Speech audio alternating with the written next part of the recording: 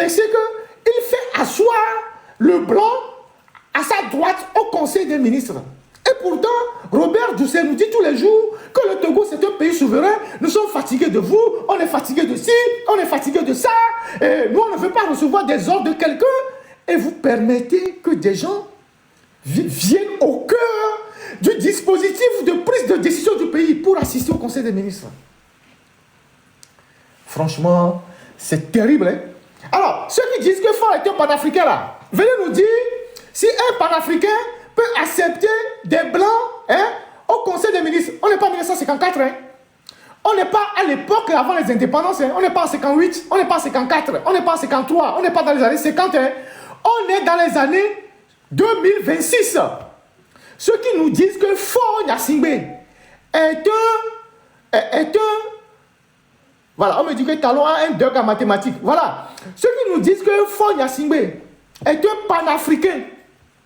Donc, votre panafricain Faure Gnassingbé, il ouvre la porte des conseils des ministres aux blancs. Et c'est les blancs qui viennent s'asseoir pour décider à notre place.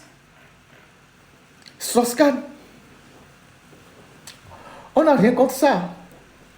Mais ça fait des années que Strauss-Kahn est autour de Faure Gnassingbé.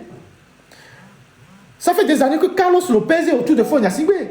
Ça fait des années que Tony Blair est autour de Faure Gnassingbé. Mais pourquoi Faure ne réussit pas?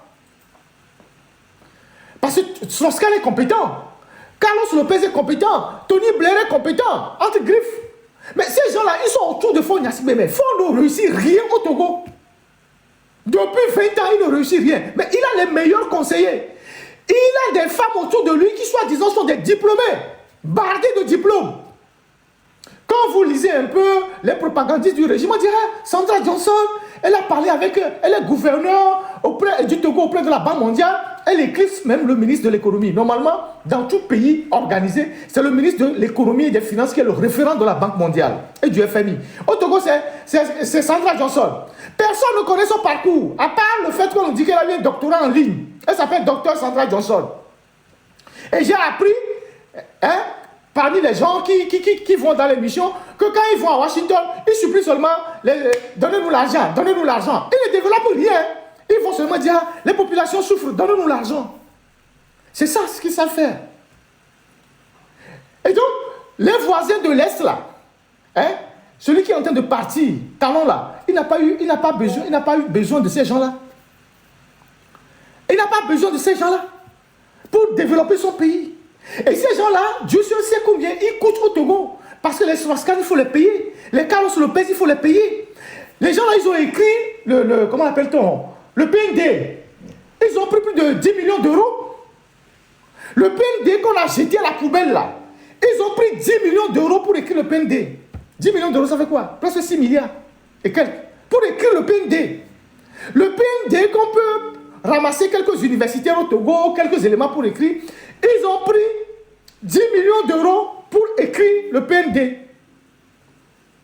Et 2 ans après, ils ont jeté ça à la poubelle. Maintenant, ils nous disent c'est feuille de route.